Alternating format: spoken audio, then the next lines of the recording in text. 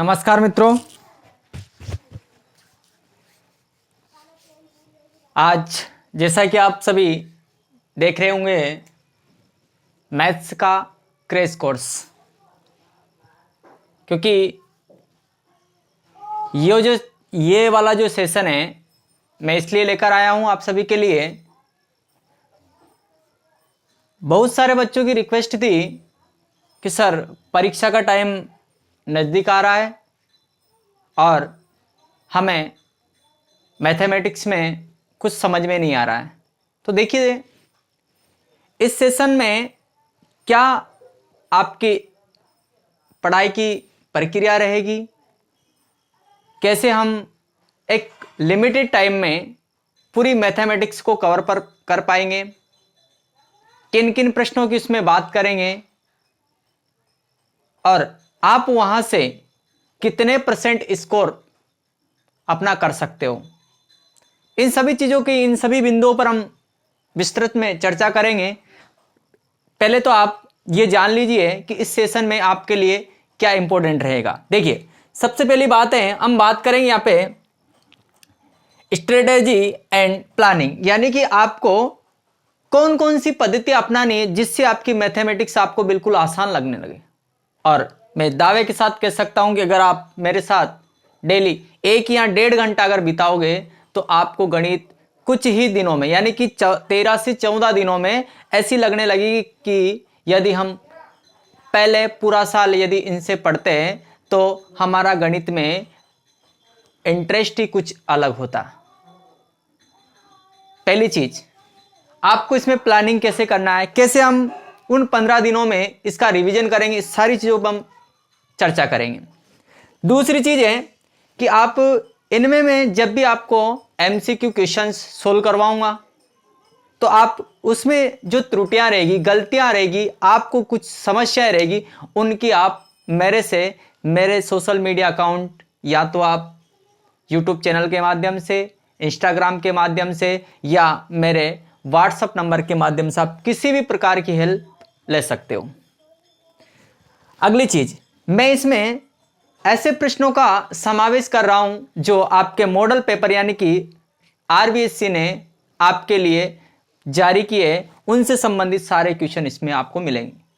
अगर आपको बिल्कुल जीरो लेवल से पढ़ना है, यानी गणित में कुछ भी नहीं आता है, तो इसका मतलब अगर आप मेरे साथ 15 या 16 घंटे अगर बिताओगे तो आपको लगेगा कि मैं गणित के बारे में सब कुछ जान चुका हूं। देखिए यहां पे आपको 1-on-1 मेंटोरशिप मिलेगी, एक से बातचीत करने का मौका भी मिलेगा।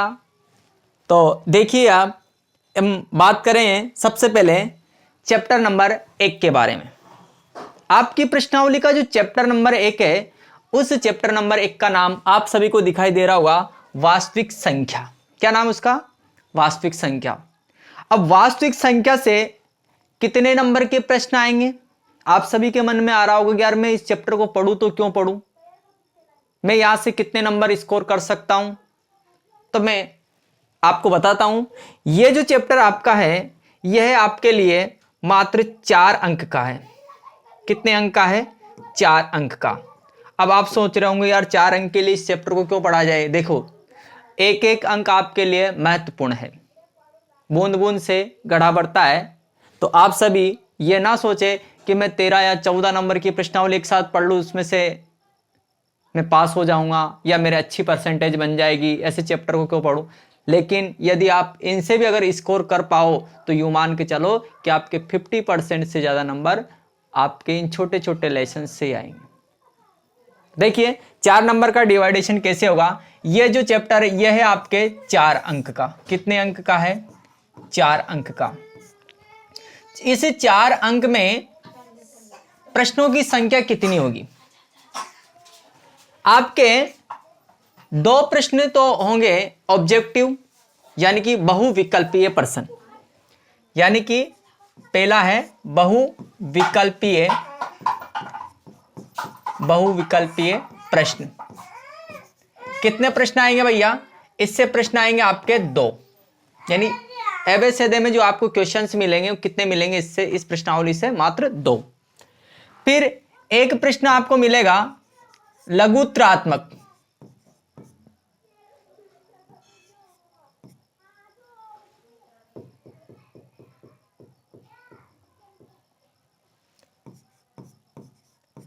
लघुत्रात्मक।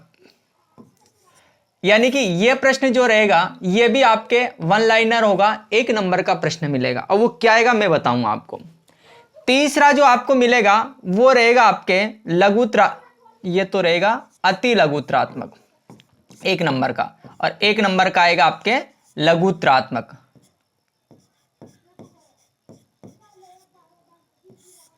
तो ये लघुत्रात्मक जो आएगा वो आपका आएगा 2 नंबर का प्रश्न। यानी कि यहां से 4 अंक के लिए आपको कितने क्वेश्चन सरल करने पड़ेंगे? आपको 2 तो ये वाले प्रश्न और 1 इस लघुत्रात्मक में और 1 2 नंबर के लिए भी आपको करना। ये जो क्वेश्चन है ये वाला, ये कभी आ भी सकता है, कभी यहां पे क्या होता है, ये 1 नंबर का प्रश्न आगे पीछे हो सकता है आपके लिए। यानी कि ऑप्शन में आपको 2 की जगह 1 मिले, पर मैं जहां तक संभावना आपको बताता हूं ये आपके 2 क्वेश्चन जरूर मिलेंगे। अब 2 नंबर का यहां से बिल्कुल फिक्स है, वो कौन सा क्वेश्चन आएगा वो मैं बता दूंगा आपको। तो बिना टाइम वेस्ट किए हम इसकी सीरीज पे चलते हैं। देखिए यहां पे हम कुछ वास्तविक संख्याओं के बारे में चर्चा करेंगे। तो पहले आप देख लीजिए संख्या कितने प्रकार की होती है, मैं शॉर्ट रूप में बता देता हूं आपको। तो बात करें अपन संख्या की, जो इस प्रश्नावली में ज्यादा विस्तृत चर्चा नहीं करेंगे, केवल मोस्ट। तो पहले हम इसको पढ़ रहे हैं वास्तविक संख्या। कौन सी संख्या पढ़ रहे हैं? वास्तविक संख्या। कौन सी संख्या पढ़ रहे हैं? वास्तविक संख्या। आपकी वास्तविक जो संख्या होती है ये 2 प्रकार की रहती है। कितने प्रकार की रहती है? 2 प्रकार की।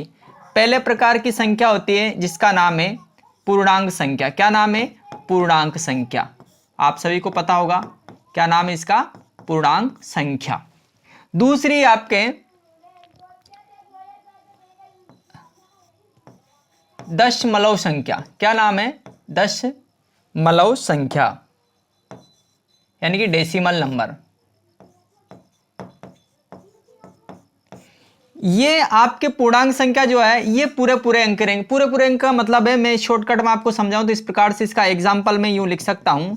आप केवल ये एग्जाम्पल ध्यान रखें कि 0 1 2 3 और यहां से लेके इन्फिनिटी तक, और इधर -1 फिर -2 -3 -4 और इधर भी क्या आएगा ये -इन्फिनिटी तक। यानी कि इसके अंदर अंदर जो भी संख्या पूरे अंक आएंगे। आधे अधूरे अंक नहीं चलेंगे, यानी 1.2 नहीं चलेगा, 3.4 नहीं चलेगा, क्योंकि पॉइंट वाली संख्याओं को अपन ने अलग कर लिया है। दशमलव नंबर में एक संख्या आती है जिसका नाम है परिमेय संख्या। क्या नाम है? परिमेय संख्या। छोटी छोटी बातें अभी आपके काम की होगी। दूसरी है आपके इसी के पार्ट में अपरिमेय संख्या। अब एक क्वेश्चन यहां से यह हो सकता है कि बताइए निम्न संख्याओं में से अपरिमेय संख्या होगी। अब अपरिमेय के लिए पहचान देखिए, ऐसी संख्या जो रूढ़ के अंदर आए, जो परिमेय नहीं हो वो क्या रहेगी? आपके अपरिमेय। एग्जाम्पल देखो, एक तो आपको पहचान के लिए √2 याद रखना है, √3 याद रखना है, √5 याद रखना है, √7 याद रखना है, 3 + 2 √5, यानी जहां जहां भी आपको रूट दिखेगा हर जगह आपकी अपरिमेय संख्या रहेगी। पहचान बिल्कुल ध्यान से रखें इसकी, ये चीजें क्लियर आपकी। अब इन संख्याओं में आपको क्या करना है? अभाज्य गुणनखंड भी आपको आना चाहिए। क्या आना चाहिए आपको? अभाज्य गुणनखंड। मैं नई स्लाइड लेता हूं इसमें, तो कुछ चीजें आपको ये समझा देता हूं। मैं क्या बता रहा हूं मैं? अभाज्य गुणनखंड। अगर ये चीज आपको आएगी तो आप आसानी से क्वेश्चंस को कर पाओगे। अभाज्य गुणनखंड, पहली चीज यहां अभाज्य की बात हो रही, तो अभाज्य संख्या क्या होती है? अभाज्य संख्या। अब अभाज्य संख्या क्या होगी इसके लिए देखो, नहीं ऐसी संख्या जिसके केवल और केवल 2 गुणनखंड हो। उन 2 गुणनखंड में भी क्या रहेगा? एक स्वयं संख्या और दूसरा एक तो ये। या फिर ऐसा भी लिख सकते हो, ऐसी संख्या जिसमें स्वयं के अलावा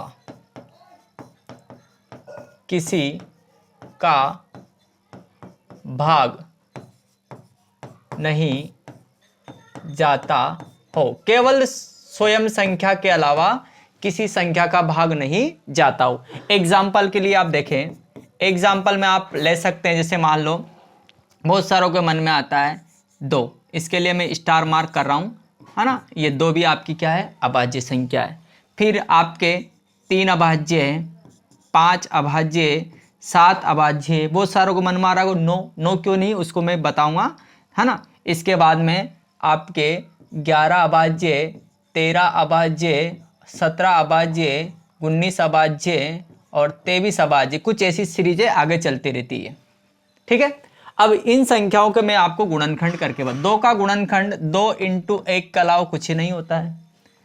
3 का गुणनखंड 3 × 1 होता है, और 5 का गुणनखंड 5 × 1 होता है, और 7 का गुणनखंड 7 × 1, 11 का गुणनखंड 11 × 1, 13 का गुणनखंड 13 × 1, और 17 का गुणनखंड 17 × 1, और 19 का गुणनखंड 19 × 1, 23 का गुणनखंड 23 × 1।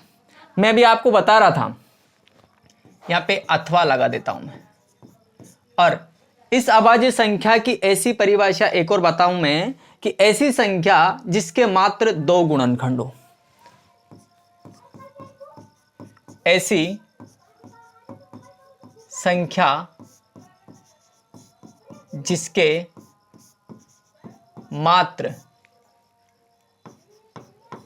2 गुणनखंड हो। कोष्टक में लिए स्वयं संख्या व 1। देखो, स्वयं संख्या एक तो जो जिसके गुणनखंड हम कर रहे हैं वो स्वयं संख्या आ रही है, और दूसरा गुणनखंड आ रहा है 1। तो आप इसका एक स्क्रीनशॉट ले ले।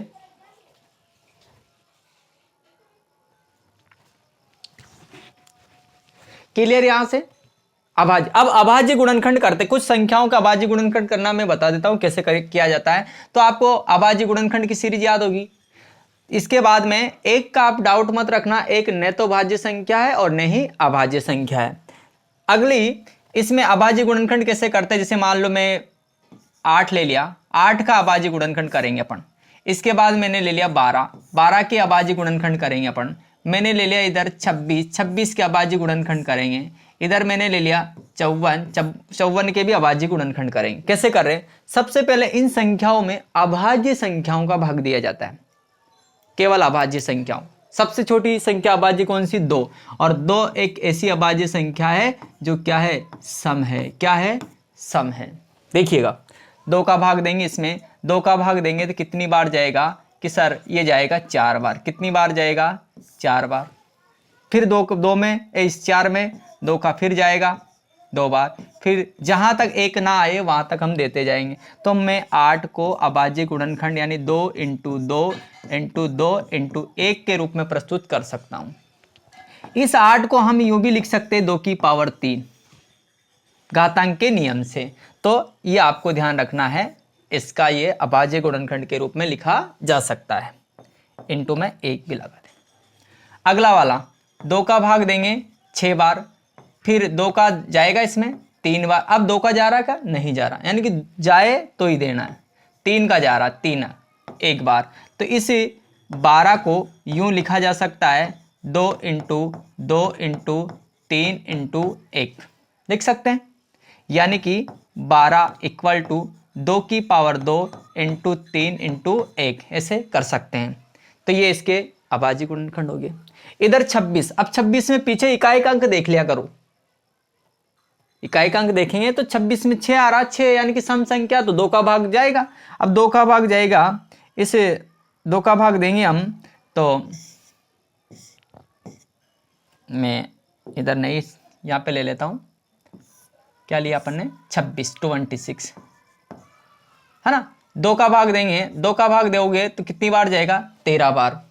फिर क्या जा रहा, क्या नहीं जा रहा, अब 2 का 3 का भी नहीं जा रहा, 5 का भी नहीं जा रहा, 7 का भी नहीं जा रहा है, जाएगा तो ही देंगे। तो इसमें किसका जाएगा, फिर 13 का जाएगा। और 13 का गया, और 13 का जाते कितनी बार गया, 1। और मैंने कहा भी आपसे, जब तक 1 न आए तब तक आपको भाग देना है।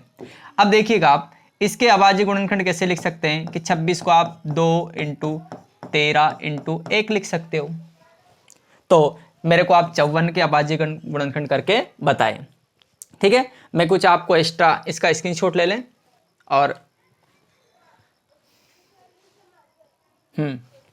कुछ एक्स्ट्रा होमवर्क आपको दे रहा हूं, देखिएगा। आपको इनके अभाज्य गुणनखंड करने, जैसे 404 पहला क्वेश्चन, अभाज्य गुणनखंड करो। क्या करना है, अभाज्य गुणनखंड 404। फिर ये 306 और 68 चौथा आपके मैंने दे दिया 78, एक 5वां दे दिया 98। इस प्रकार से आपको संख्या लेने, 2 अंक की, 3 अंक की, सारी संख्या आप ले सकते हो। इनके अभाज्य गुणनखंड आपको करने हैं, ठीक है। आगे अब हम अपने प्रश्नों की श्रृंखला पर चलते हैं। तो हम इस चैप्टर में सीखने जा रहे हैं कुछ संख्याओं का एलसीएम एचसीएफ, इसके बारे में चर्चा करेंगे। और एक अपरिमेय, 2 ही शब्द इंपॉर्टेंट है, एलसीएम और एचसीएफ।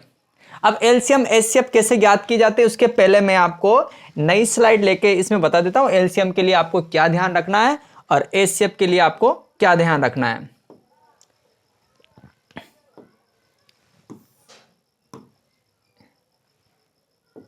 देखिए, आपको सबसे पहले एलसीएम के बारे में बता देता हूं। एलसीएम, इसको बोलते हैं अपन से, यानी कि लघुत्तम समापवर्ती, लघुत्तम समापवर्ती एलसीएम। किसी भी 2 संख्याओं, 3 संख्याओं, 5 संख्याओं का एलसीएम क्या होता है। एलसीएम के लिए आपको एक लाइन याद रखना है, सभी अभाज्य गुणनखंड, सभी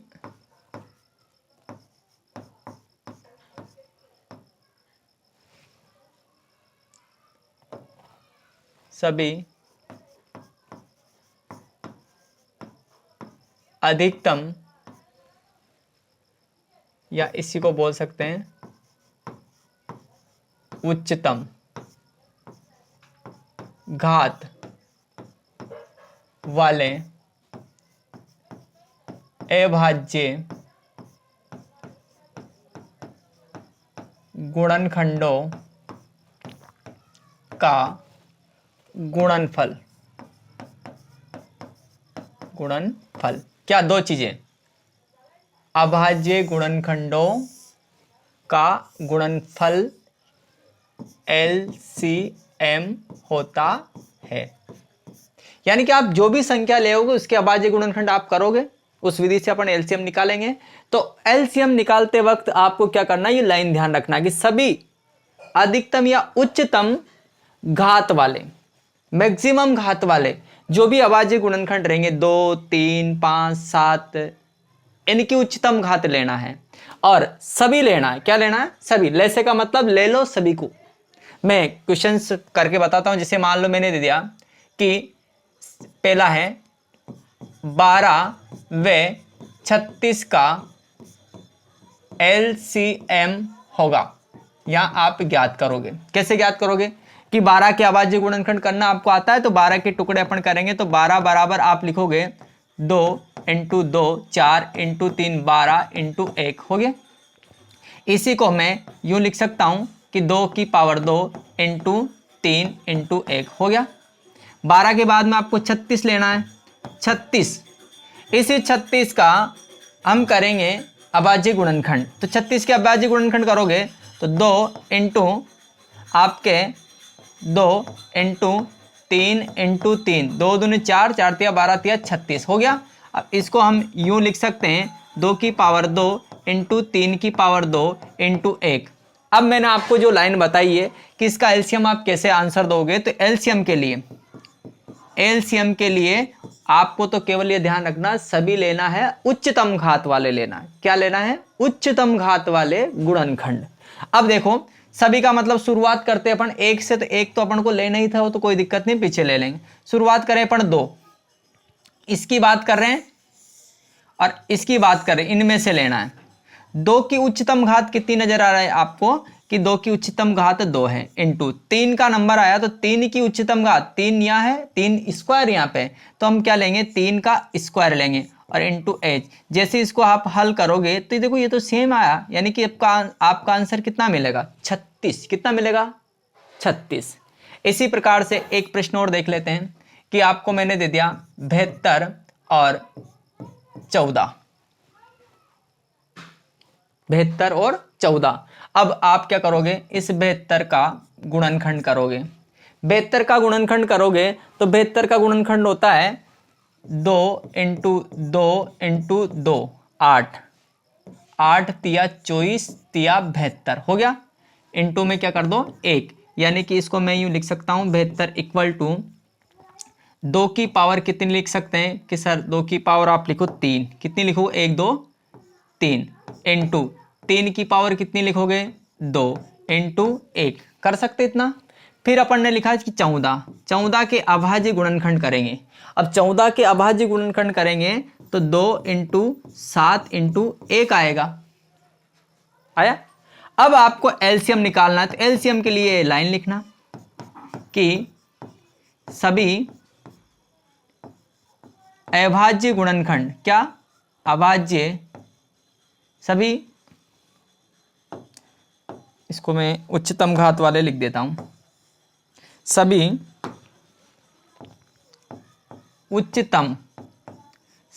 उच्चतम घात के अभाज्य गुणनखंड या गुणनखंडों का गुणनफल। अब इसका गुणनफल लिखेंगे तो गुणनफल कैसे लिखेंगे? देखिए एलसीएम बराबर सभी, सबसे पहले मैच कराओ आप। इसमें देखा अपन ने और एक इसमें देखेंगे, तो इसमें 2 की पावर देखो कि 2 की पावर उच्चतम कितनी आ रही है? कि 3 आ रही है। लिख दिया अपन ने। 3 आ रहा है, क्या? नहीं आ रहा। नीचे वाले में नहीं आ रहा, ऊपर वाले में तो आ रहा, पर आ रहा है तो लेना पड़ेगा, यानी कि 3। तो 3 का क्या हो गया? ये स्क्वायर हो गया। फिर देखो अगला क्या है? 7। एक भी नहीं छूटना चाहिए। कितने? देखो 2 भी नहीं छूटना चाहिए, 3 भी नहीं छूटना चाहिए, 2 आई गया नंबर, इसका 7 भी नहीं छूटना चाहिए, तो ये 7 सबको लेना है। अब देखो यहां से 2 की पावर 3 का कितना होता है? 8।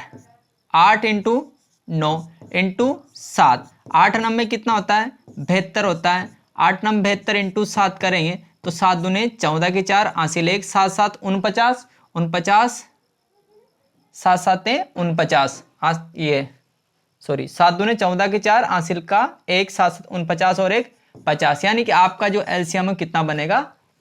504 बनेगा। कर सकते हैं एलसीएम। ठीक है, अब नेक्स्ट प्रश्न पे चले हम। एचसीएफ यानी कि इसको बोलते हैं अपन मैथ से ज्ञात करना है। तो मैथ से के लिए भी एक लाइन याद करना आपको कि कॉमन का मतलब होता है उभयनिष्ठ निम्नतम, क्योंकि एचसीएफ मैथ से जो होता है ना वो बिल्कुल छोटा होता है। उभयनिष्ठ निम्नतम घात वाले, उभयनिष्ठ निम्नतम घात वाले अभाज्य गुणनखंडों का गुणनफल। यानी कि एक चीज ध्यान रखना, मैथ से कॉमन मिलेगा तो ही लेना है। उभयनिष्ठ को क्या बोलते हैं अपन? कॉमन। क्या बोलते हैं? कॉमन। तो आप ध्यान रखें कॉमन वाली बात, एचसीएफ में कॉमन आएगा, यानी कि जो कॉमन मिलेगा वही लेंगे। ठीक है, कॉमन में उभयनिष्ठ निम्नतम घात वाले, कौन से लेने हैं? निम्नतम घात वाले, जिसकी घात क्या हो? निम्नतम हो, ऐसे अभाज्य गुणनखंड लेना और फिर उसका गुणा करना। जैसे मान लो मैं आपको ले यहाँ पे ये आपको ले दिया मैंने 8 और इधर ले दिया मैंने 38, या फिर इसको मैं 36 कर देता हूँ, 36 कर देता हूँ। अब इनका का HCF निकालना, आपको क्या निकालना? आपको HCF। अब HCF निकालना तो आप 8 के गुणनखंड करोगे कि सर 2 इंटू 2 इंटू, ये तो मेरे को याद है तो आप 2 की पावर 3 लिखोगे, इंटू में क्या लिखोगे? 1 कर सकते हैं। फिर इधर 36 की 12 3 36 होता है, लेकिन 12 के क्या होंगे कि 2 इंटू 2 4 हो गया, इंटू 3 इंटू 3 2 दूनी 4 तिया 12 12 तिया 36 और इंटू में 1, और इसको अपन आगे सोल्व करके लिखें तो ये होगा आपके 2 की पावर 2 इंटू 3 की पावर 2 इंटू 1। अब आपको फोकस इस जगह करना है, इन दोनों संख्याओं का क्या निकालना? आपको इन दोनों संख्याओं का निकालना है, क्या निकालोगे? इसका HCF। अब HCF के लिए वही लाइन, क्या लाइन लिखोगे? आपको याद है, उभयनिष्ठ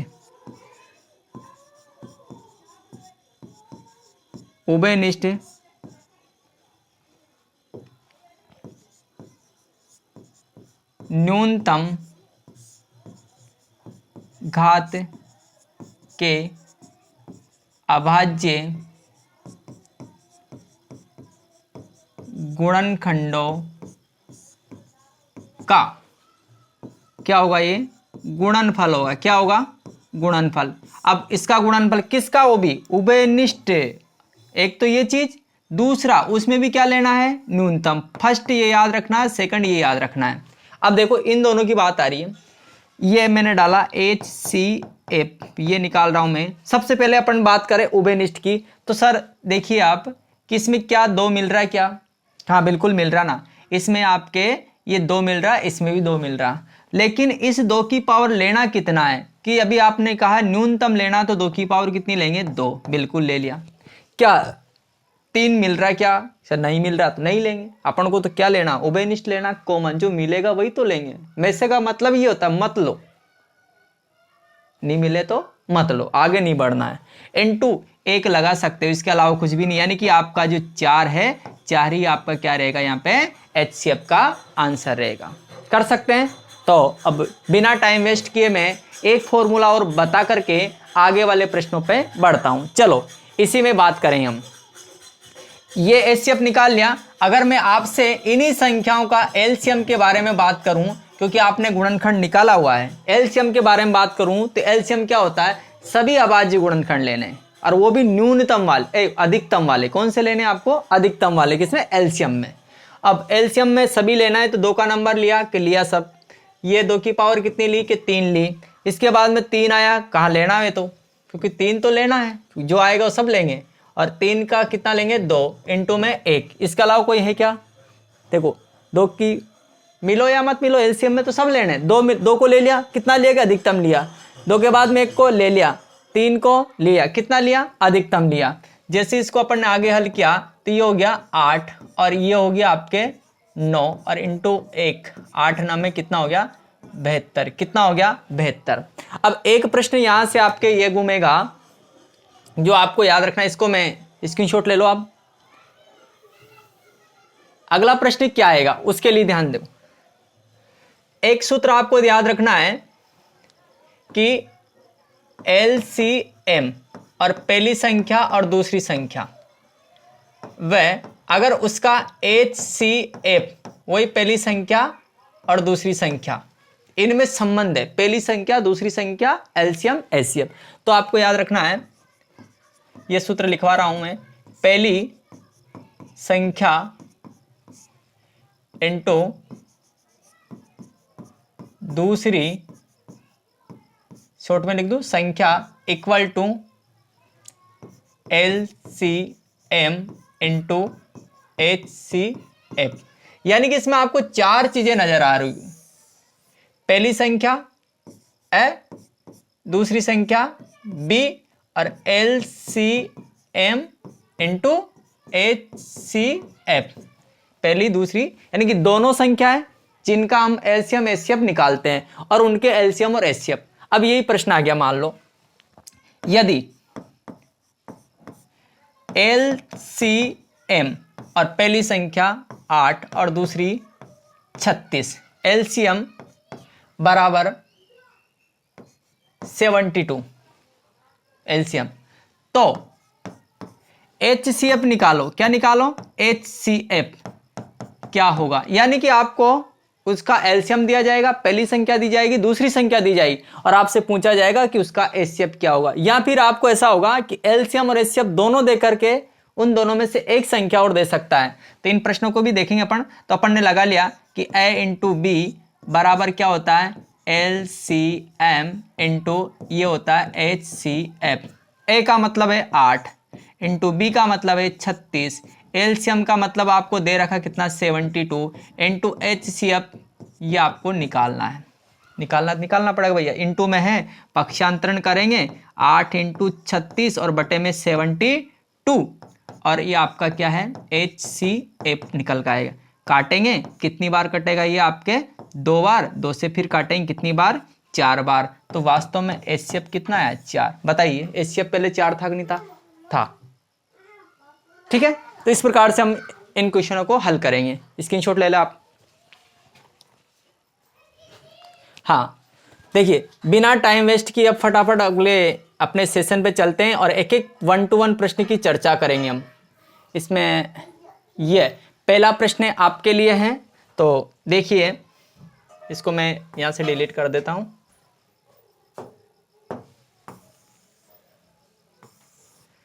ठीक है, जिसको आता है वो प्रश्नों का फटाफट जवाब जरूर दे। ठीक है, देख रहे हो ना? और पूरी मेहनत के साथ अपना पूरा फोकस करें प्रश्नों के ऊपर और टारगेट फिक्स करें कि हाँ मेरे को ये पूरा 4 में से 4 नंबर लाना है। तो इसीलिए देखो पहला प्रश्न दिया गया है एचसीएफ 156 और 78 का 78 है। 156 78 का 78 है, तो एलसीएम 156 78 का क्या होगा? देखो क्या क्या दे रखा आपको। एचसीएफ ये चीज दी गई, यानी कि एक तो एचसीएफ आपका दिया गया है, पहली संख्या ए दी गई है, दूसरी संख्या बी दी गई, 3 चीजें आपको मिल रही है। चौथी चीज आपसे पूछी है कि एलसीएम निकालिए, तो आपको मैंने अभी बताया ए इंटू बी बराबर क्या होता है? एलसीएम इंटू एचसीएफ होता है। बताइए, ये 156 इंटू 78 और इक्वल टू एलसीएम दिया है कि नहीं दिया है? एलसीएम, लेकिन आपको एचसीएफ दिया है इनका कितना? 78। अब आपको निकालना है, कैसे निकालोगे? बिल्कुल सही, यहाँ से अपन 78 का पक्षांतरण करेंगे तो ये हो जाएगा 156 इंटू 78 डिवाइड बाई 78 और इक्वल टू कितना हो गया? एलसीएम। ये 78 से ये 78 क्या हो गया? खत्म, यानी कि डायरेक्ट आपका 156। ऑप्शन नंबर पहला आपका क्या है? आंसर है। कर सकते हैं? आया मजा?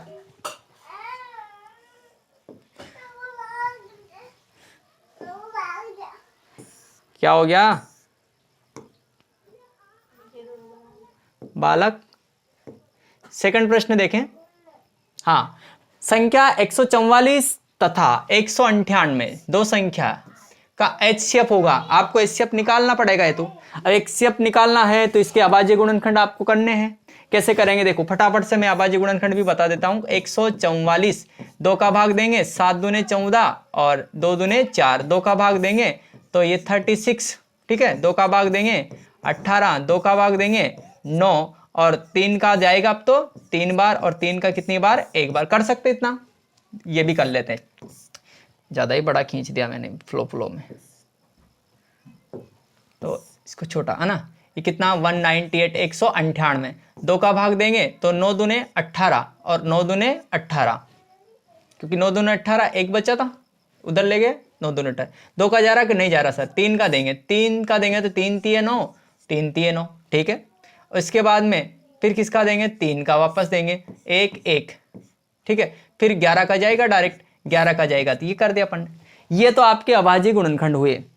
अब आपको HCF निकालना था, तो फटाफट से ऐसा लिख दो कि 144 इक्वल टू 2 की पावर कितनी लिखोगे, 2 की पावर लिखोगे आप 4 इंटू 3 की पावर कितना लिखोगे आप 2 और इंटू 1। फटाफट से 1 मिनट में आंसर आएगा अगर आप इसको, अगर कैलकुलेशन आपकी मजबूत है तो। 3 की पावर 2 की पावर कुछ नहीं है, 3 की पावर है 2 इंटू है 11। अब बात कर रहे हैं हम HCF की।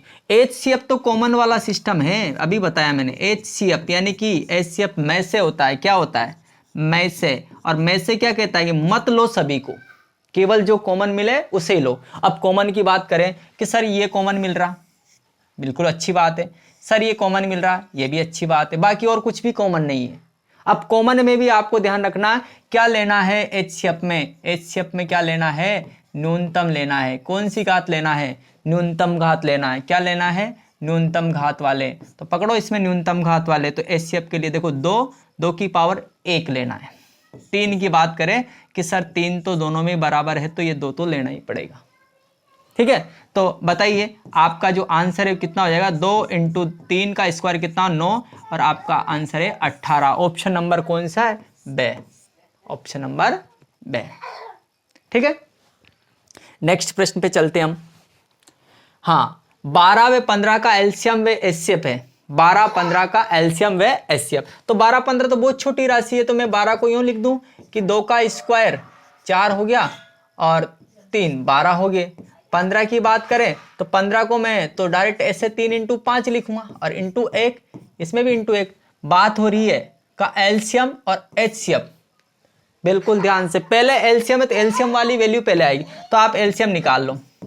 एलसीएम कहता है सभी अभाज्य गुणनखंड सभी लेना है, 1 2 2 3 5 7 जो भी है सबको लेना है और उच्चतम घात लेना है। बताइए 1 का नंबर लें तो 1 को ले और मत लो, कोई दिक्कत नहीं। 2 लेंगे, 2 लोगे तो 2 की पावर उच्चतम पावर कितनी है भैया, 2 की उच्चतम पावर है 2। 3 की बात करें कि 3 को लेंगे, 3 की तो 1 ही है, 5 को भी लेना पड़ेगा, यानी कि 2 की उच्चतम पावर 4 एंड ये कितना हो गया 4 3 और 5, तो 15 चौके 60, यानी कि 60 तो पहले आएगा एलसीएम। तो फोकस इस पे जा रहा मेरा, तो अगला 3 आंसर आएगा। कैसे आएगा वो भी बिल्कुल सही बात है कि कॉमन लेना है। अब कॉमन लेना है तो कॉमन आएगा, तो कॉमन तो यही मिल रहा है मेरे को 3, इसलिए आपका HCF कितना होगा, यानी कि कॉमन उभयनिष्ठ गुणनखंड कौन सा है कि 3 है। तो 60 और 3 देख लो आप, जहां पे 60 3 मिलेगा ये वाला आपका क्या है, बिल्कुल करेक्ट आंसर है। ठीक है, कर सकते हैं। ये प्रश्न बहुत सारे गलती करेंगे क्योंकि आगे पीछे अगर जवाब दोगे तो आपका गलत हो जाएगा। बच्चे मस्ती नहीं।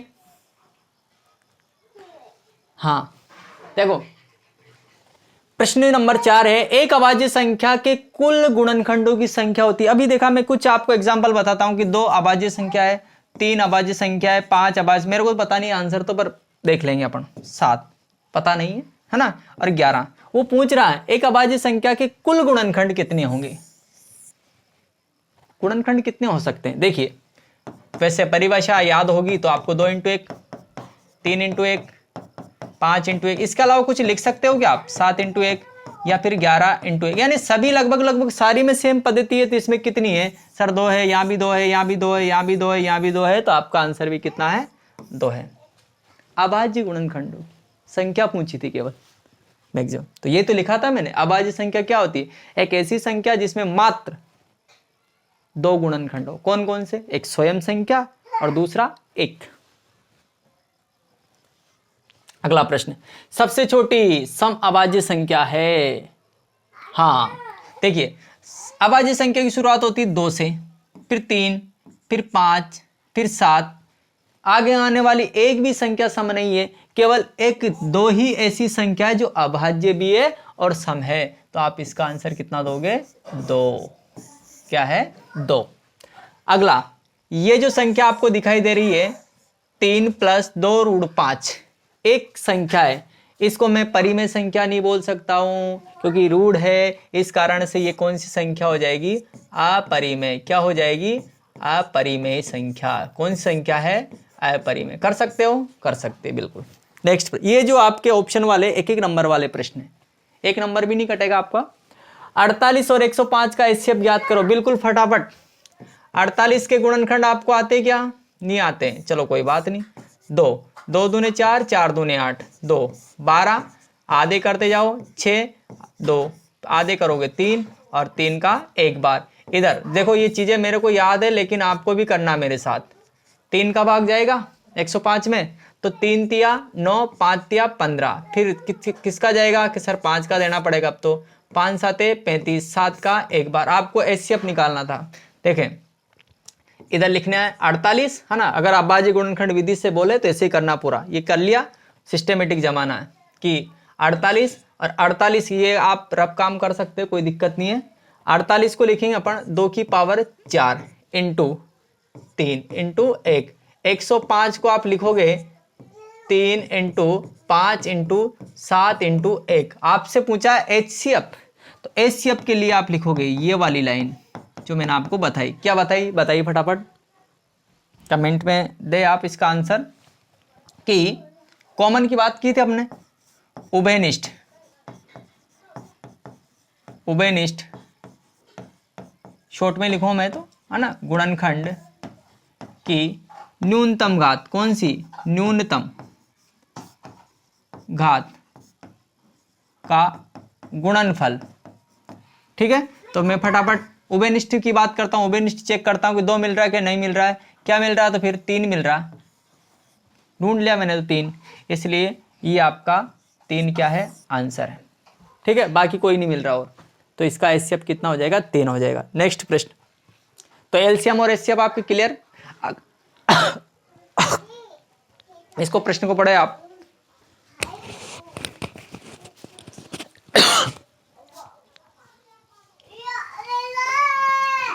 दो संख्याओं का गुणनफल 180 है, दो संख्याएं उनका गुणा 180 है, एचसीएफ 3 है, तो एलसीएम ज्ञात करो। तो अपन ने ये तो लिखा था A into B equal to LCM into HCF. क्या कहा उसने कि इन दोनों संख्याओं का गुणा कितना है, कि 180, 180 है। जो दिया है उसको लिख लेंगे अपन। जैसे मान लो आपको पूरा करना है तो ए इंटू बी बराबर कितना दे रखा सर, 180। इसके बाद में क्या दिया है, एचसीएफ दिया है कि एचसीएफ कितना है सर, 3 है। चलो कोई बात नहीं। क्या ज्ञात करना है, एलसीएम, तो एलसीएम ये निकालना है, कितना होगा, आ जाएगा एलसीएम इंटू एचसीएफ कितना दे रखा, 3 दे रखा, तो ये 3 का आ जाएगा कि 180 के बटे में आएगा 3, और एलसीएम कितना आएगा, 6 तिया 18 यानी कि 60। आपका जो आंसर कितना रहेगा, 60 रहेगा। एलसीएम कितना निकल के आएगा, 60। ठीक है, अब ऐसे चेक करना हो तो कर लेना कि एलसीएम और एचसीएफ का गुणा उन संख्याओं के गुणनफल के बराबर होना चाहिए। 3 इंटू 60 करोगे तो 180। अगला, संख्या 156 को अभाज्य गुणनखंड के रूप में व्यक्त करो। 156 को अभाज्य गुणनखंड के रूप में व्यक्त करना है, तो आपको एक बार 156 ऐसे लिखना है, 2 का भाग देना है, तो कितनी बार जाएगा, 7 दूने 14, 1 बचा 8 दूने 16, 2 फिर काटोगे, 3 दूने 6 और 9 दूने 18, ये आपका जाएगा 3 का भाग, 3 एकम 3, 3 तिया 9, और फिर जाएगा डायरेक्ट 13 का, कितनी बार, एक बार। तो इसको ऐसे लिखा, आंसर इस प्रकार से लिख के आना कि आपको 2 की पावर कितना लिख के आना है, 2 इंटू आगे लिखना 3 इंटू 13 इंटू 1, और ये आपका क्या है, फाइनली आंसर। कर सकते हैं अभाज्य गुणनखंड के रूप में, ठीक है। संख्या 336 और 54 का एलसीएम ज्ञात करो। कोई तरीका है अपने पास तो कि आपको अभाज्य गुणनखंड विधि से करना है, तो 3 3 6, 2 का भाग जाएगा, सबसे पहले इसको लिया अपन ने, तो 2 का कितनी बार जाएगा कि एक बार जाएगा। इधर 6 दूने 12 और 8 दूने कितना हो गया, 16, फिर 2 का देंगे तो 8 दूने 16, 4 दूने 8, फिर 2 का देंगे 4 2, फिर 2 का देंगे कितना, 2 1, अब 3 का जाएगा कितनी बार, 7 बार, 7 का कितनी बार, एक बार, हो गया खत्म। इसी प्रकार से एक और 54 में 2 का कितना हो गया, 27, है ना। 3 का जाएगा 9 बार, 3 का जाएगा 3 बार और 3 का जाएगा 1 बार। ठीक है, ये कर लिया अपन ने। अब इसको करने के बाद में आप लिखोगे यहाँ पे 336 इक्वल टू 2 की पावर 1 2 3 कितनी है ये 4 इंटू 3 की पावर 1 इंटू कितना 7। इसी प्रकार से आप पे इधर 54, इसको कितना लिखोगे, इसको लिखोगे 2 इंटू 3 की पावर कितना लिखोगे 3 इंटू 1, इसमें भी इंटू 1 लगा दो। अब आपको निकालना था एलसीएम। क्या निकालना था एलसीएम। एलसीएम के लिए क्या लेते हैं, सभी अभाज्य गुणनखंड लेते हैं, उसकी उच्चतम घात लेते हैं। 2 की पावर 4, 3 की पावर 3 इंटू 7, सभी आगे 2 भी आ गया 3 भी आ गया 7 भी आ गया। 2 की पावर 4 ले लिया अपन ने उच्चतम, 3 की पावर ये ले, ये आपका आंसर है। अब ऐसे लिख के मत आना, आगे बढ़ाना इसको। 2 की पावर 4 का मतलब कितना होता है कि सर 16 होता है ना। 16 इंटू कितना करेंगे 3 की पावर 3 यानी कि 27 इंटू 7। इसको गुणा करना पड़ेगा। तो देखिए गुणा कर लेते अपन, यहाँ से आपको नहीं आता है तो इसको गुणा करोगे आप 16 इंटू 7, 16 7 112 है ना। 112 को 27 से गुणा करोगे, 7 दूने 14 के 4, 80 1 7 और 1 8, 7 एकम 7, ये कितना हो जाएगा 4 2 2, तो 4 8 4 12 के 2, 80 1 9 और 1 10 की 0, 80 1, यानी कि आपका जो आंसर है ये फाइनली निकल का आएगा 3024। ठीक है, इस प्रकार आप कर सकते हैं। अगला प्रश्न एलसीएम था इसलिए बड़ा आंसर आया दोनों संख्याओं से, अगर एचसीएफ होता तो इन दोनों संख्याओं से छोटा आता। हाँ, जांच कीजिए कि क्या किसी प्राकृत संख्या n के लिए संख्या 6 की पावर n अंक 0 पर समाप्त हो सकती है। ये एक नई टाइप का प्रश्न है जो आपके 2 अंक में पूछने की संभावना है। देखिए, जांच कीजिए कि क्या किसी प्राकृत संख्या n के लिए, यानी वो n जो पावर में लगा हुआ है, संख्या 6 की पावर n अंक 0 पर, यानी कि इसकी 6 की पावर n की जगह 1 2 3 5 7 कुछ भी रखे तो क्या इसके पीछे इकाई अंक में 0 आता है क्या। तो पहले तो हम कुछ एग्जाम्पल देखते हैं। मैं कुछ संख्या लेता हूं जिनके पीछे 0 आता है, 10 20 60, दिखाई दे रहा है आपको, 100 130, जितनी आपकी मर्जी, आप 450, काफी इतना है ना। अब इनमें मैं इनके अभाज्य गुणनखंड कर रहा हूं, बिल्कुल ध्यान से। सभी के पीछे 0 आ रहा, पक्की है। इसके कुछ ना कुछ गुणधर्म है, इसके पीछे 0 आने के कुछ कारण है, उन कारणों का मैं पता लगाने की कोशिश कर रहा हूं। देखिए 10 के गुणनखंड करेंगे तो 2 इंटू 5, ठीक है। 20 के गुणनखंड करेंगे तो 2 इंटू 2 इंटू 5, बिल्कुल सही। और फिर आप 60 के गुणनखंड करोगे तो 2 इंटू 3, 2 दूने 4, 4 तिया 12, 12 पंजे 60 हो गया। फिर इसके बाद में 100 के 2 इंटू 2 इंटू 5 इंटू 5, ठीक है। 130 के तो 2 इंटू 5 इंटू 13, 5 दूनी 10, 130।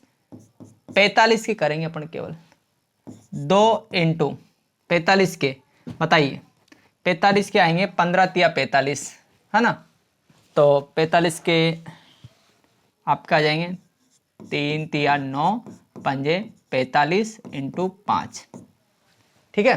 देखो 3 दूने 6, 6 तिया 18, 18 पंजे 90, 90 को 5 से गुणा करेंगे, 9 पंजे 45। ये अब देखिए इन सभी में अंक पीछे 0 आ रहे, बिल्कुल सही बात है। तो इन सभी की एक विशेषता मैं कॉमन बताता हूं जिसको आपको ध्यान रखना। इसी आधार पर हम डिसाइड करेंगे कि कौन सी संख्या के इकाई अंक में 0 आएगा। देखिए 2 और 5 मिल रहे, इसमें भी 2 और 5 मिल रहे, इसमें 2 या मिल रहा और 5 या मिल रहा, यानी गुणनखंड तो है ये मिल रहा जो, भले कितनी बार। इसमें भी 2 और 5 मिल रहे, इसमें भी 2 और 5 मिल रहे, इसमें यहां पे 2 मिल रहा और इधर 5 मिल रहा, नहीं मिल रहा, मिल रहा। यानी कि अगर वह संख्या जो अंक 0 पर समाप्त होगी, यानी कि जिसके इकाई में 0 आएगा, तो उसके गुणनखंड में 100% 2 इंटू 5 मिलेगा। चाहे कोई सी संख्या ले लो आप, XYZ, चाहे आपने 90 क्यों नहीं लिया, 90 लिया तो 90 के गुणनखंड किए 3 इंटू 3 इंटू 2 इंटू 5 हो गया, 3 3 9 2 18 5 90, तो 2 इंटू 5 फिर भी आया। यानी कि जब जब भी इकाई अंक में 0 आएगा उस समय उसके गुणनखंड में 2 इंटू 5 जरूर आएगा। अगर ये नहीं आ रहा है तो वह संख्या 0 पर समाप्त नहीं होगी। 2 इंटू 5 अगर नहीं मिला तो संख्या 0 पर समाप्त नहीं होगी। तो देखिए इस प्रश्न को कैसे करें। सबसे पहले इसमें अपन क्या करेंगे, माना 6 की पावर क्या हो सकती है, क्या पूछ रहा, अब मान लेते अपन हो सकती है, और हो सकती है अगर ये 6 की पावर n जो है n के लिए 0 पर समाप्त हो सकती है, तो इसके गुणनखंड में 2 इंटू 5 मिलेगा। यही लिखेंगे, माना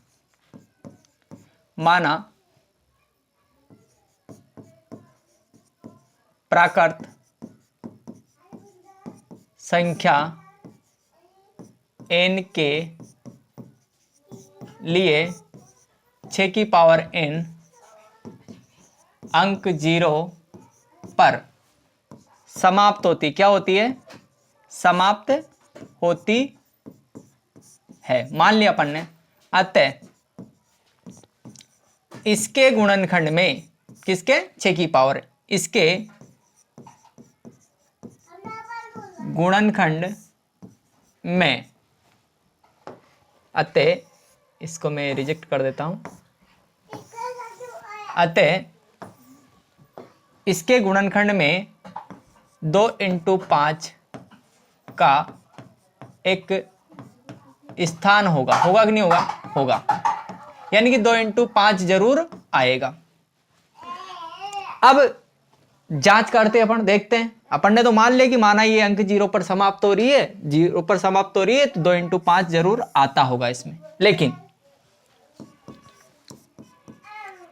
अपन ने देखा कि 6 की पावर n इक्वल टू, इसको मैं लिख सकता हूं कि 2 इंटू 3 और इसकी पावर n।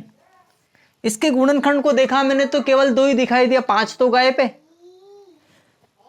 समीकरण नंबर 1 दे सकते हो, से स्पष्ट है कि 6 की पावर n के अभाज्य गुणनखंड में 2 इंटू 5 का कोई स्थान नहीं है, कोई स्थान नहीं है।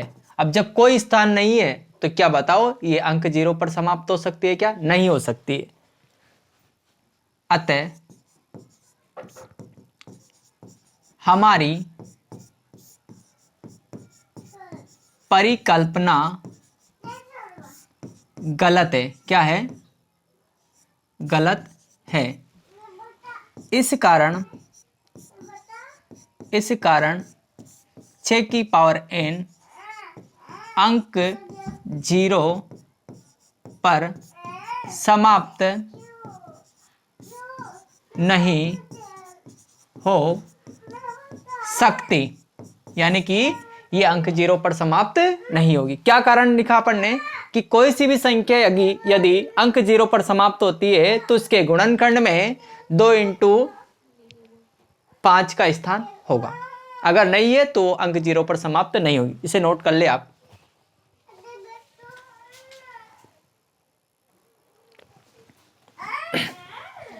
नेक्स्ट प्रश्न देखो। हाँ, ये जो प्रश्न है बहुत ज्यादा इंपॉर्टेंट है, MTR लगा ले इसे। MTR का मतलब मुझे तुरंत रट लो, यानी कि अगर आपको समझ में नहीं आता तो रटना है, और ऐसी कोई बात नहीं है कि आपको समझ में नहीं आएगा, जरूर आएगा। देखिए क्या बोल रहा आपसे, उसको अपन एक बार देखते हैं कि सिद्ध करो कि 7√5। अब 7√5 से पहले मैं इसका नेक्स्ट प्रश्न ले लेता हूं। एक प्रश्न इसमें होगा √5 वाला।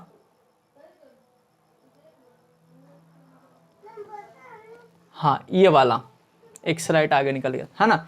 सिद्ध करो कि √5 एक अपरिमेय संख्या, अपरिमेय की बात हुई है। अब परिमेय अपरिमेय के बारे में आप क्या जानते हो, यानी कि परिमेय संख्या के लिए मैं केवल 2-3 लाइन लिखूंगा कि परिमेय संख्या को ऐसे लिखा जाता है। P का मतलब और Q का मतलब क्या होता है, पूर्णांक। क्या होता है, पूर्णांक। और दोनों से अभाज्य संख्या, क्या है, से अभाज्य। परिमेय के लिए पहली चीज तो P/Q के रूप में लिख सकते हैं, किसे, परिमेय को। बात अपन किसकी कर रहे हैं, अभी परिमेय की कर रहे हैं, आप परिमेय तो बाद में करेंगे इसको। परिमेय के लिए बोला मैंने कि परिमेय में ये विशेषता होती है कि परिमेय को P/Q के रूप में लिखा जा सकता है। जहां पर ये जो P और Q दोनों दिखा रहे पूर्णांक संख्या, पूर्णांक संख्या का मतलब है प्लस की सभी संख्या है, माइनस की सभी संख्या है और जीरो भी इसमें सम्मिलित है। लेकिन इसमें क्या होता है, Q does not equal to 0, यानी बटे में 0 नहीं आना चाहिए। अगर बटे में 0 आया तो इसका मतलब है ये अपरिमेय में चली जाएगी। ठीक है, अब देखिए हमने 2-3 बातें लिखी हैं। पहली बात तो P/Q के रूप में लिख सकते हैं, बिल्कुल।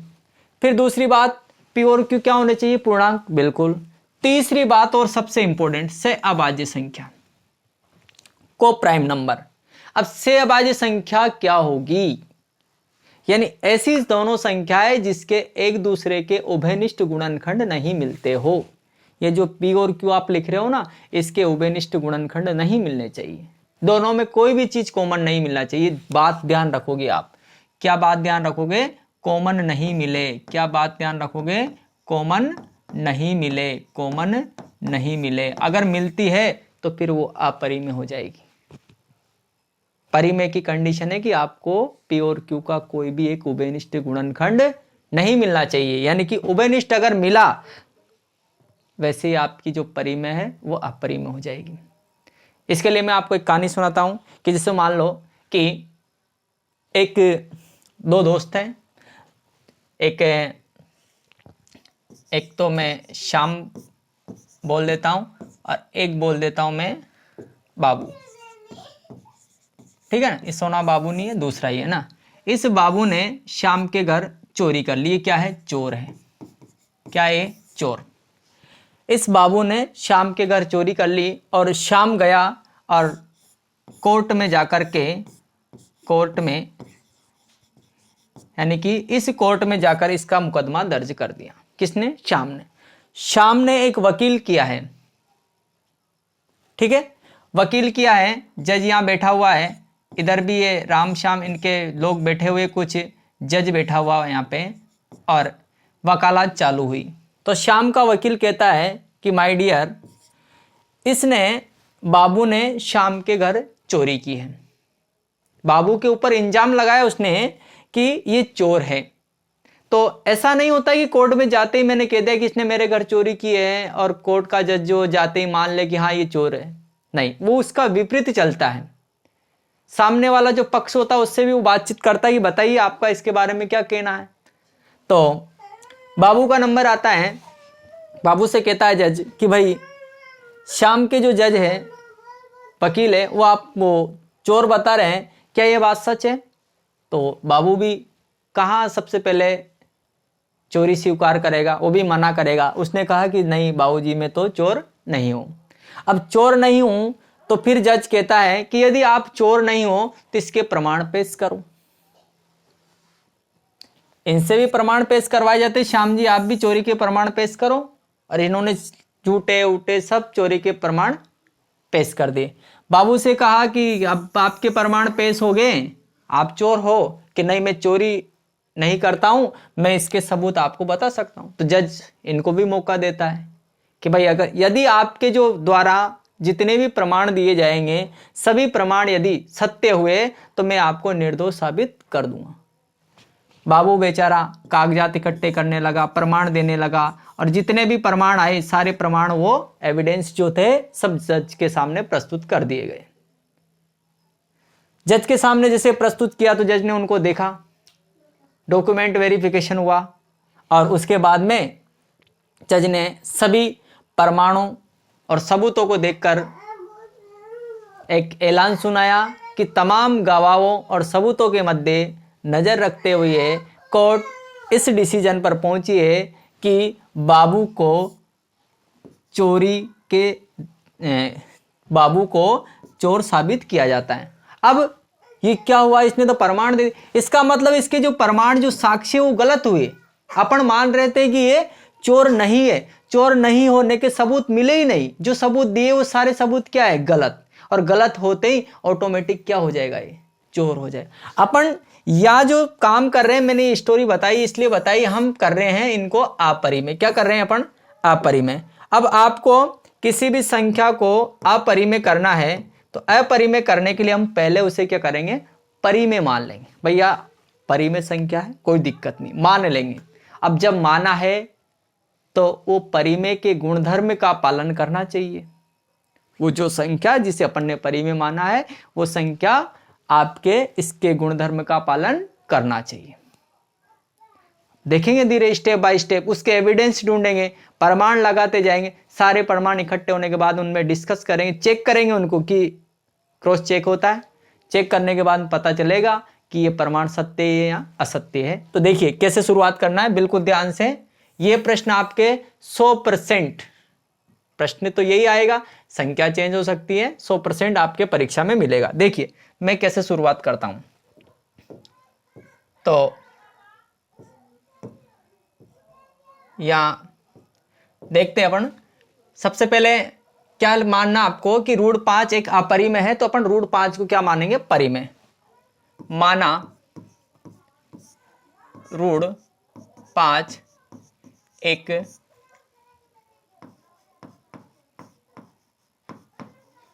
परिमेय संख्या क्या माना है, जिसे P बटा Q के रूप में लिखा जा सकता है। क्या कहा अपन ने, जिसे P बटा Q के रूप में लिखा जा सकता है, जहां P व Q दोनों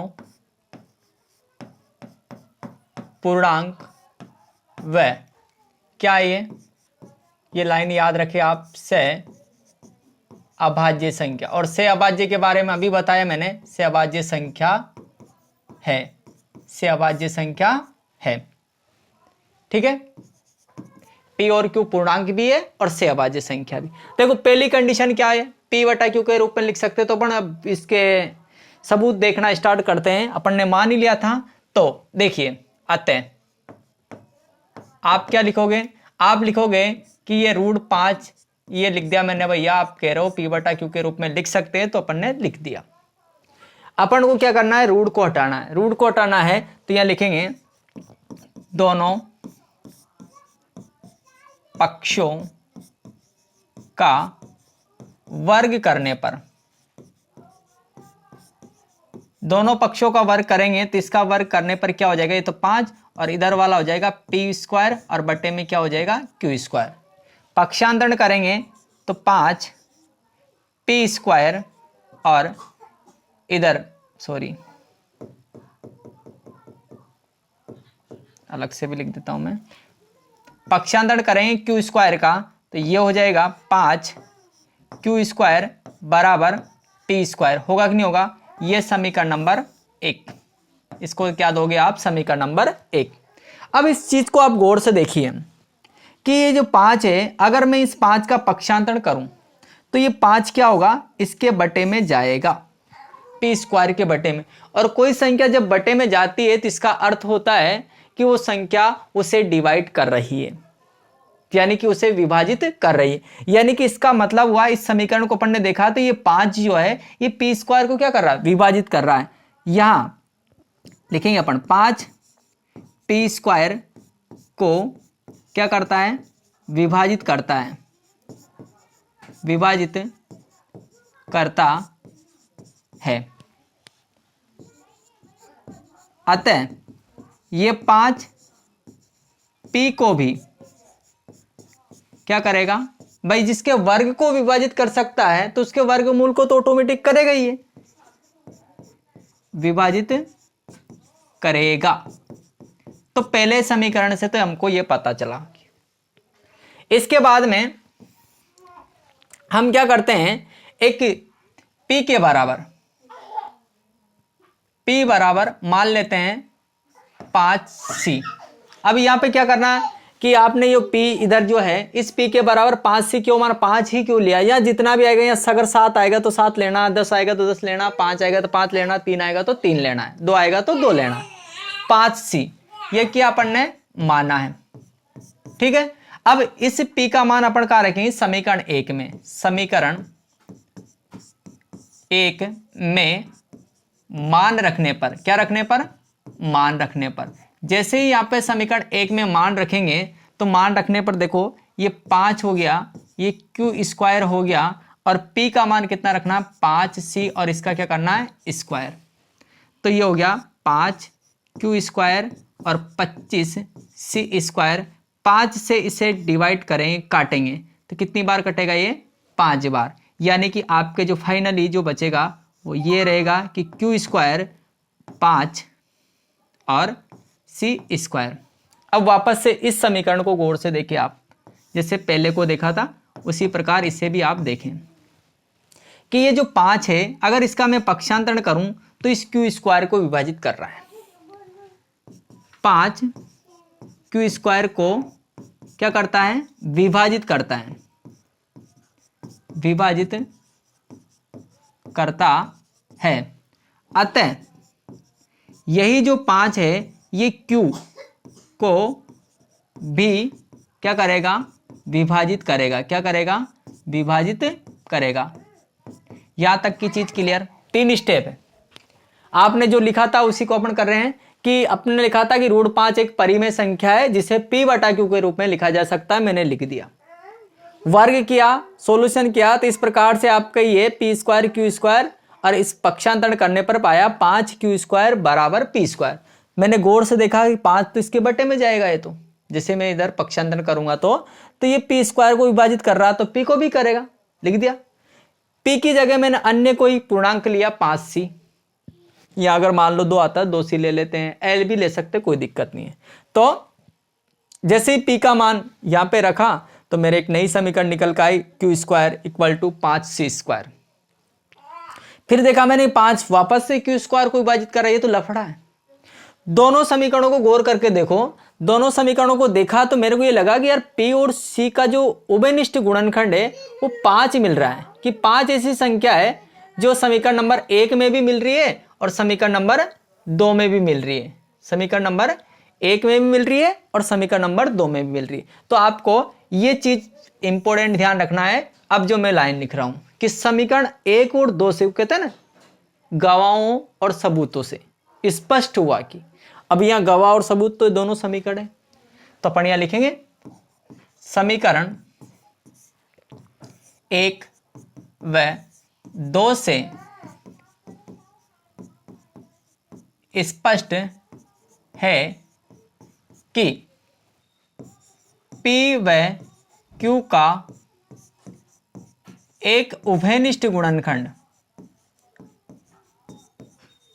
उभयनिष्ठ गुणनखंड क्या है बताइए, क्या मिल रहा है दोनों में, 5।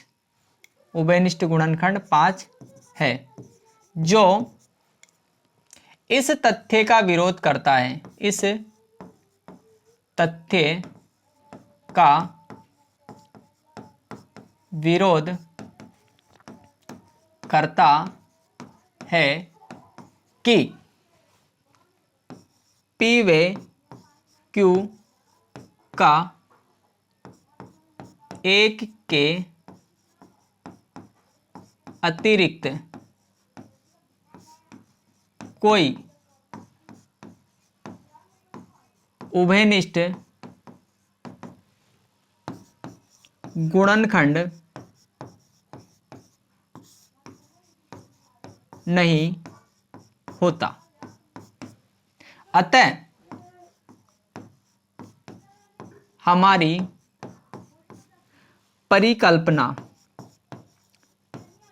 हमारी परिकल्पना गलत है एवं रूढ़ 5, क्या बताइए, अब जो परिमेय जिसे अपन मानते आ रहे थे वो सब गलत हो गया। अब जो परिमेय नहीं है तो क्या होगी, अपरिमेय, एवं रूढ़ 5 अपरिमेय होगा। कर सकते हैं, तो एक बार इसे नोट कर ले आप।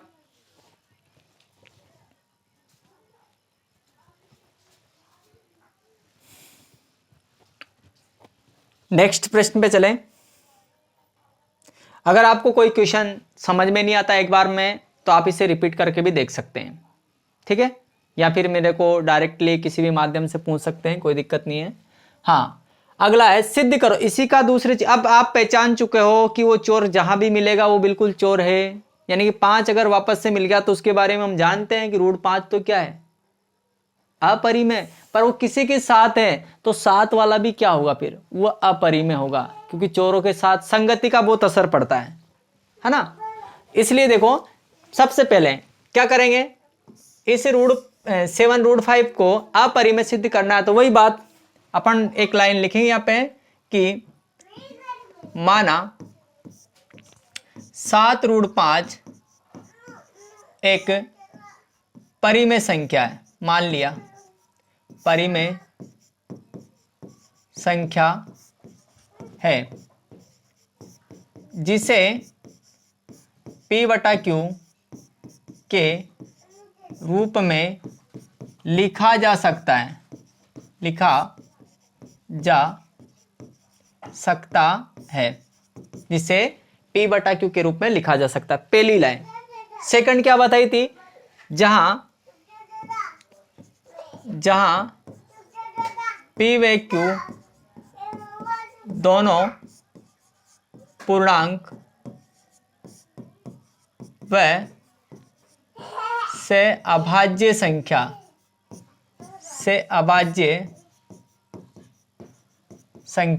है। ये लाइन तो आपको लिखना ही है।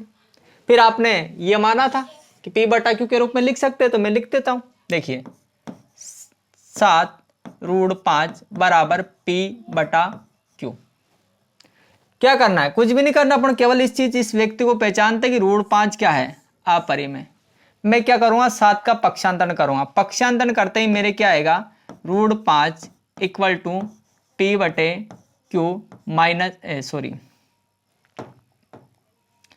ये इंटू में तो 7Q आ जाएगा। अब इसको देखा मैंने कि यार इस P और Q के पूर्णांक होने के कारण इधर वाली संख्या परिमेय संख्या है, P और Q की वजह से, क्योंकि P और Q कहाँ आते हैं, परिमेय संख्या में। तो मैं इसको गौर से देख रहा हूं मैं, और लिख रहा हूं यहाँ पे P व Q दोनों क्या है, ये पूर्णांक है। इनको तो अच्छा मान रहे अपन, पूर्णांक है।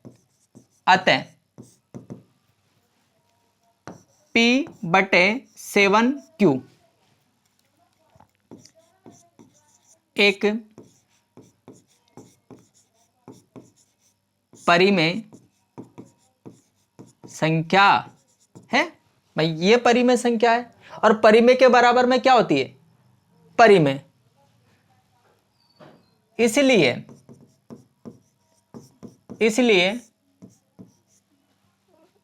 रूढ़ 5 भी एक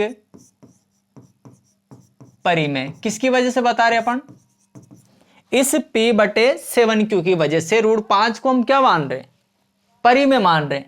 लेकिन ये शब्द लिखना बड़ा, लेकिन हम जानते हैं, इस व्यक्ति को हम जानते हैं कि ये रूढ़ 5 एक क्या है, अपरिमेय है। क्या है, अपरिमेय संख्या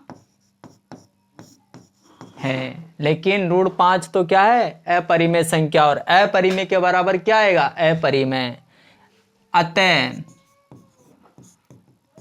हमारी परिकल्पना जो अपन कल्पना कर रहे थे, पहले मान रहे थे कि अच्छा होगा, ये गलत है।